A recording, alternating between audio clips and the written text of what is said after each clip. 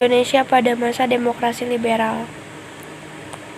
Dalam perjalanannya, bangsa Indonesia telah mengalami banyak perubahan baik secara konstitusi maupun sistem pemerintahan, di mana pasca kemerdekaan tahun 1945, Indonesia masih mencari sistem pemerintahan yang dirasa sesuai dengan kehidupan berbangsa dan bernegara.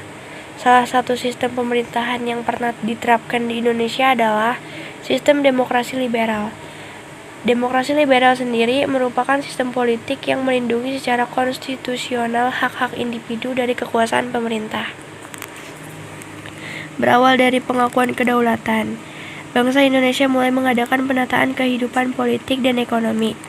Masa demokrasi liberal adalah masa di mana sistem parlementer Indonesia masih mencontoh sistem parlementer Barat yang dibentuk setelah dibubarkannya Republik Indonesia Serikat RIS pada tahun 1950. Demokrasi liberal ini ditandai dengan tumbuh suburnya partai politik dan berlakunya kabinet parlementer, di mana pada masa itu Indonesia sebagai negara baru harus banyak belajar dalam berbagai hal, sehingga negara semakin kuat. Salah satunya dalam bidang ekonomi, yang akibat sering terjadinya perubahan kabinet berdampak negatif terhadap kehidupan ekonomi Indonesia. Demi memperbaiki kondisi tersebut, beberapa kebijakan ekonomi pun dikeluarkan oleh pemerintah. Apapun program-program di masa demokrasi liberal itu meliputi Gunting Staripudi, program Banteng, nasionalisasi Deja Paske Bank, dan kebijakan ekonomi Alibaba. Sistem ekonomi Alibaba ini melibatkan pengusaha pribumi atau Ali dan pengusaha keturunan Tionghoa atau Baba. Lewat program ini, pengusaha keturunan Tionghoa diwajibkan melatih tenaga pribumi dan imbalannya mereka akan mendapat bantuan kredit dan lisensi dari pemerintah. Pemilihan umum pertama. Pada masa demokrasi liberal ini, tahun 1955, pemerintah untuk pertama kalinya melakukan pemilihan umum nasional. Pada bulan September, rakyat memilih wakil untuk DPR, dan pada bulan Desember pemilih kembali memilih wakil-wakil yang lebih banyak lagi yang akan bekerja di sebuah institusi yang dikenal dengan konstituante. Di samping itu, terjadi beberapa krisis politik di mana banyak pergantian kabinet diakibatkan situasi politik yang tidak stabil. Tercatat ada 7 kabinet pada masa itu, yaitu Kabinet Natsir 6 September 1950 sampai 21 Maret 1951, Kabinet Sukiman Suwirjo 26 April 1951 sampai 3 April 1952, Kabinet Wilopo 3 April 1952 sampai 3 Juni 1953, Kabinet Ali Sastroamidjojo 31 Juli 1953 sampai 12 Agustus 1955, Kabinet Burhanuddin Harahap 12 Agustus 1955 sampai 3 Maret 1956, Kabinet Ali Sastroamidjojo II 20 Maret 1956 sampai 4 Maret 1957, Kabinet Juanda 9 April 1957 sampai 5 Juli 1959. Berikut program kerja dari ketujuh kabinet Indonesia.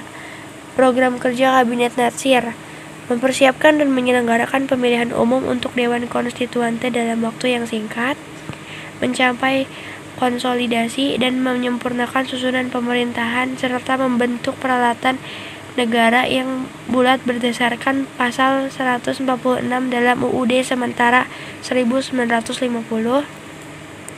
Program kerja Kabinet Sukiman: menjalankan tindakan-tindakan yang tegas sebagai negara hukum untuk menjamin keamanan dan ketentraman serta menyempurnakan organisasi alat-alat kekuasaan negara. Program kerja Kabinet Wilopo: menyiapkan pelaksanaan pemilihan umum untuk Dewan Konstituante dan Dewan-Dewan Daerah, menyelesaikan pelenggaraan dan mengisi otonomi daerah, menyederhanakan organisasi pemerintah pusat. Program kerja Ali Sastroamidjojo 1. Menitikberatkan politik pembangunan dengan berbagai usaha untuk kepentingan rakyat jelata, memperbaharui perundang-undangan agraria sesuai dengan kepentingan petani dan rakyat kota, mempercepat usaha penempatan bekas pejuang dan kaum pengangguran terlantar untuk terlibat dalam lapangan pembangunan. Program kerja Kabinet Burhanuddin Harahap menghilangkan faktor-faktor yang menimbulkan inflasi, memberantas korupsi, meneruskan perjuangan mengembalikan Irian Barat ke dalam wilayah kekuasaan Republik Indonesia, memperkembangkan politik kerjasama Asia Afrika berdasarkan politik bebas dan aktif menuju perdamaian. Program kerja Kabinet Ali Sastroamidjojo II menyehatkan keuangan negara hingga tercapai imbangan anggaran belanja biasa yang baik dan yang memberi kemungkinan untuk melanjutkan pembangunan. Dalam usaha penyempurnaan keuangan negara, penambahan sumber keuangan baru harus diutamakan, memperbaiki pengawasan atas pemakaian uang negara. Program kerja Kabinet Juanda membentuk Dewan Nasional, normalisasi keadaan Republik Indonesia, melanjutkan pembatalan konferensi meja bundar, memperjuangkan Irian Barat, mempercepat pembangunan. Masa demokrasi terpimpin berdasarkan dekret Presiden pada 5 Juli 1959, bangsa Indonesia kembali pada UUD 1945 dan Indonesia memasuki fase baru yang disebut fase demokrasi terpimpin. Ada beberapa perkembangan politik pada masa demokrasi terpimpin serta perkembangan ekonomi. Adapun perkembangan ekonomi pada masa demokrasi terpimpin antara lain pembentukan Badan Perancang Pembangunan Nasional, penurunan nilai uang, devaluasi, deklarasi ekonomi, dan pencetakan uang baru.